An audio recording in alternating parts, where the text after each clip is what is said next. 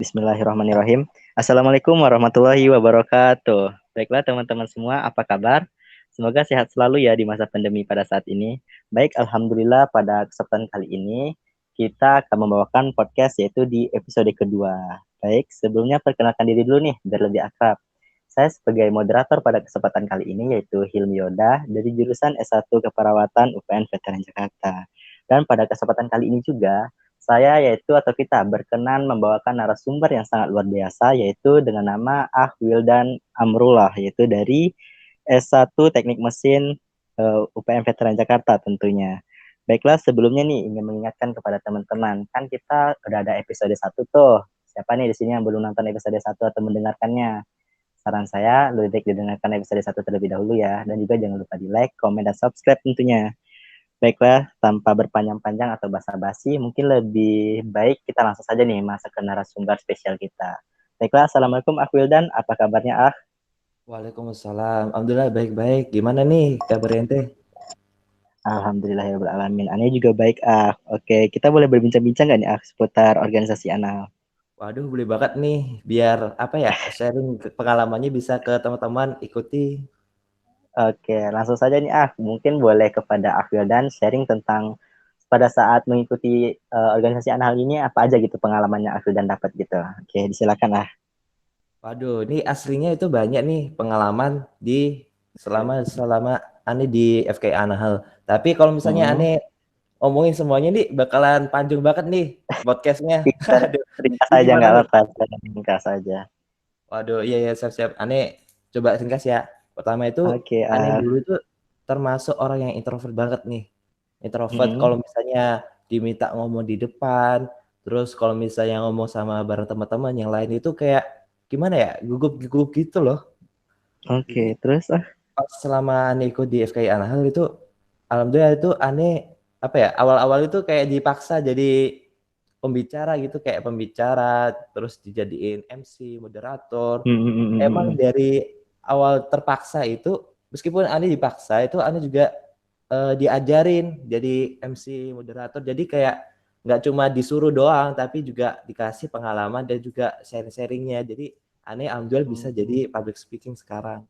Terus Jadi, aneh itu juga sebelumnya itu kayak kalau misalnya baca Quran itu masih bata-bata gitu loh, meskipun udah umuran kepala dua tapi kalau misalnya masih baca kayak gini kan rasanya kayak aduh masa gue kayak kalah sama bocil tuh yang anak-anak TPQ gitu kan, oke gimana oke. gitu kan. Apalagi kalau Iya, misalnya aneh belajar dari seumuran segini, kalau misalnya aneh belajar misalnya di luar ya, itu kayak apa ya, teman-temannya itu rata-rata masih muda gitu loh. Jadi kayak aneh itu merasa jaim gitu. Kayak masih kayak insecure gitu loh gara-gara itu masa gue yang seumuran ini masih belum bisa. Ya, tapi alhamdulillah di sini tuh juga ada proker yang kayak belajar Al-Qur'an dan teman-temannya itu sepantaran dengan kita, dan juga mm, teman-teman kita itu sesama keluarga Limo gitu loh, FT sama Fikas. Jadi kayak apa ya, kayak aneh itu kayak merasa gak JM lagi dan bisa merasa nyaman ketika belajar Al-Quran, dan alhamdulillah aneh bisa baca Al-Quran dengan baik dan benar. Terus aneh juga pas itu diajarin buat belajar esai, terus bikin KTI, terus aneh kalau misalnya ada kendala pas di kampus itu aneh juga apa ya, ada bantuan gitu loh sama teman-teman FKI Anahal, karena FKI Anahal juga ada proker terkait kayak pembinaan tentang apa ya, pelajaran di kampus, juga ada kelompok-kelompok kecil buat lomba. Jadi aneh itu juga diajarin skillnya dan juga dikasih link buat ikut lomba. Jadi kurang apa nih masuk FKI Anahal gitu. Rasa kayak gitu. oke. Masya Allah, berarti memang banyak banget gitu ya yang manfaat dari masuk ke FKIN hal ini. Nggak nyesel kan ya ya? Alhamdulillah nggak nyesel, Enggak dong apalagi kan pastinya. temennya itu tambah luas tuh dari selalu keluarga Limo kan, Mm-mm. jadi kayak anak FT, anak Fikes jadi bisa saling kenalan nih kayak gitu. Jadi saudara ya ya. Oke. Waduh iya nih, Kalau Afildan itu menjabat sebagai bendahara ya di FKIN hal. bener Benar banget, bener, Oke nih masalah kita uangan. benar, kita mau kepoin nih selama menjabat gitu pastinya memiliki proker gitu yang udah disusun gitu kan. Nah sekarang kan tau lah ya, sekarang itu lagi di masa pandemi gitu. Terutama itu kendala apa sih yang lalui, yang alami pada saat sekarang ini, boleh cerita? Iya, boleh tuh. Apa Menurut tuh? Ane itu kendala itu setiap organisasi punya kendala sih, ya kan? Benar banget. Tapi kalau misalnya yang selama pandemi ini, Ane rasa itu Ane merasakan ada dua kendala terbesar. Pertama itu tentang komunikasi. Misalnya kayak komunikasi itu kayak gini loh. Biasanya itu Ane kan bisa ketemu tatap muka langsung, bisa sharing, bisa kayak nongkrong bareng gitu loh sama teman-teman yang lain. Jadi kalau misalnya Iya, Ane kayak minta tarikin uang kas atau apa ya pas buat proker bareng-bareng itu kayak merasa kekeluargaannya itu kerasa banget kayak gitu benar kan. banget. Apalagi Benar, benar, benar. apalagi setiap kali ada rapat, setiap kali ada acara itu pasti ada makanan-makanannya gitu loh. Iya, kan tuh biasanya tuh. Oke, lanjut. Jadi kalau makan bareng kan kayak apa ya? Kayak selain untuk teman-teman yang kos-kosan kan jadi keluar uangnya lebih sedikit, juga apa ya? Rasa keluarganya itu kerasa banget di situ karena makan bareng Benar, gitu. itu poin plus ya, ya. Kalau Aduh ngumpul iya. bareng tuh. Oke, iya, Jadi lanjut apa lagi nih? apa ya? Mungkin kalau misalnya karena udah selama berapa ya ini? Udah selama satu semester lebih ya. Kalau nanti Ya udah lewat bakalan setengah periode kita. iya setengah periode lebih Heeh. nih nanti. Itu nanti mungkin kalau misalnya kita ketemu lagi, kelihatannya kita perlu kenal lagi kan nih. Salam-salaman lagi. Eh, terus ada kendala apa lagi ya, kira-kira? Yang kedua itu aneh rasa itu waktu yang bentrok. Waktu yang bentrok itu Hmm. apalagi yang aneh rasakan tuh aneh itu ikut beberapa organisasi di dalam kampus sama di luar kampus. Jadi kalau Hmm. misalnya ada organisasi dua atau lebih itu yang mengadakan acara pada hari dan waktu yang sama itu kayak aduh kepala gue itu kayak pusing banget tuh. Kayak gimana nih? Oke, Kayak oke. milih yang mana, jadi kan kayak gimana gitu. Apalagi Ane juga ada kegiatan di luar kayak misalnya Ane itu ikut internship sekarang alhamdulillah keterima kemarin, terima magang, terus juga Hmm. ada kegiatan kayak Ane juga ikut bimbingan bahasa Inggris di luar sekarang buat persiapan TOEFL sama TOEIC ya. IELTS juga Hmm. buat pendidikan, lanjutin pendidikan. Jadi apa ya, kalau misalnya tambah banyak kegiatan itu kayak kepala gue pusing gitu loh buat bagi-bagiin waktu. Oke. Berarti aktivis banget nih, Afildan ya? Waduh, bukan aktivis sih. Ada bukan aktivis, cuma ingin mengimprove diri aja sih.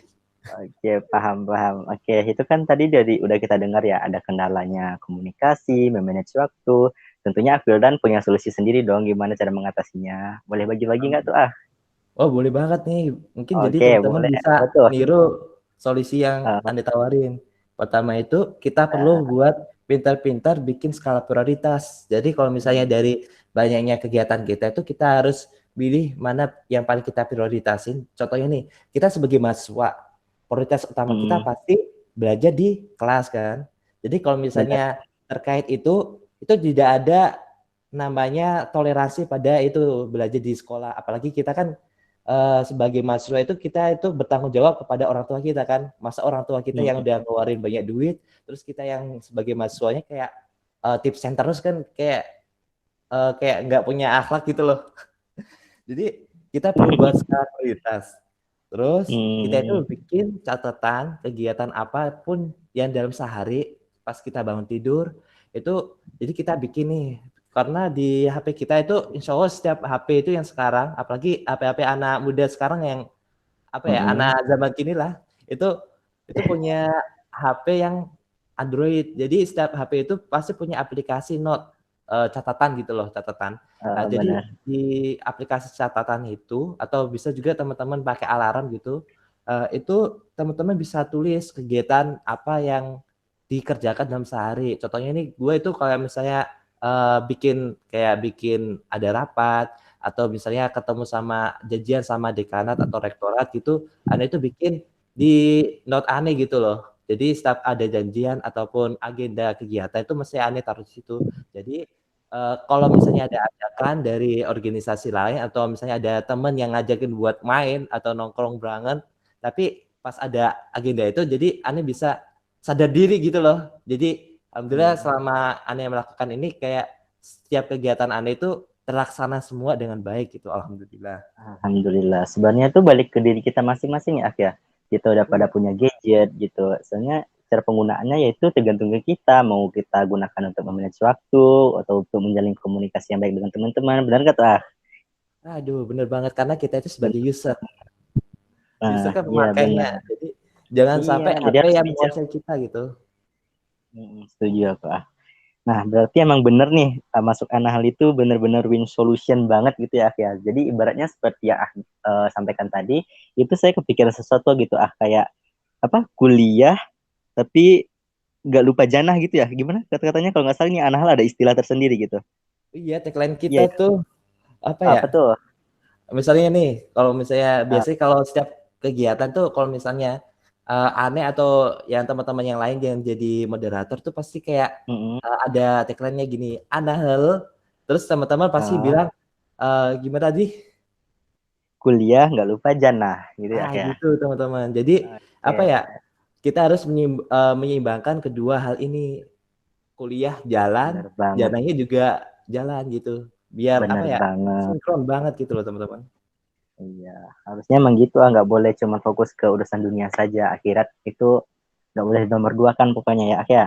Aduh, Oke, Masya baiklah, Allah. kita langsung di penghujung pembicaraan nih, Sebenarnya ada pesan-pesan nih dari kepada mahasiswa baru kita, kira-kira, Oh, terkhususnya mahasiswa baru kita. pesan-pesan dari Ane ya. Pesan dari Ane itu Hmm. mungkin jangan ragu-ragu untuk ikutan suatu organisasi. Kayak misalnya terkadang kalau Hmm. misalnya yang Ane rasakan dulu ya sebagai maba itu Ane mikir kayak gini, ikut organisasi itu bakal menyita banyak waktu gua nggak nih? Tapi pas Ane udah merasakan itu kayak oh Hmm. ternyata itu bisa terjalin kok. Terus selain itu juga Ane dulu pas awal masuk organisasi itu Ane masih merasa jaim kepada teman-teman yang lain. Pas Ane jadi jaim itu Ane jadi kurang apa ya kurang mengenal satu sama lain sama teman-teman yang dalam satu organisasi.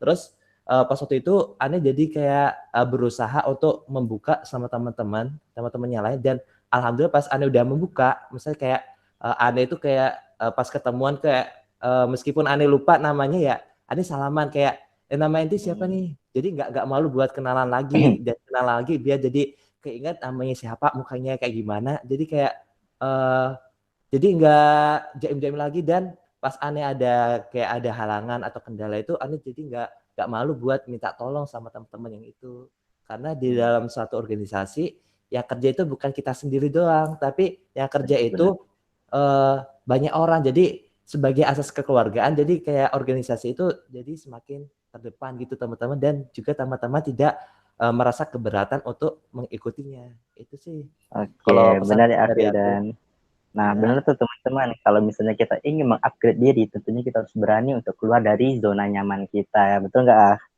betul banget Oke. nih. Baiklah, saya ucapkan terima kasih banget, terima kasih banyak gitu ya, Akhya, kepada narasumber kita, yaitu Afil dan syukran ya, Akhya, waktunya. Terima Oke, kasih ya, Kak Hilmi, karena sama. udah memberikan kesempatan buat aku juga ngomong nih. Iya, ikut senang juga gitu bisa mengundang sebagai narasumber.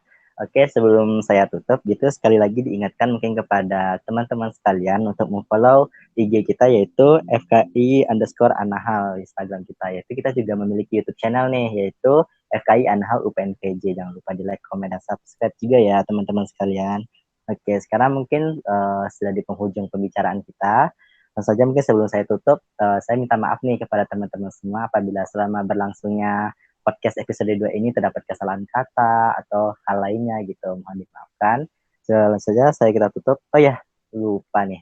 Sebelum ditutup nih, diingetin lagi jangan lupa ditunggu episode 3 kita, yaitu kita akan membahas tentang kader-kader yang ada di dalam FKI Anahal ini. Oke, stay tune ya. Semoga sehat selalu untuk menantikan episode-episode terbaru kita selanjutnya. Baiklah, sekian dulu teman-teman semua. Assalamualaikum warahmatullahi wabarakatuh. Waalaikumsalam warahmatullahi wabarakatuh.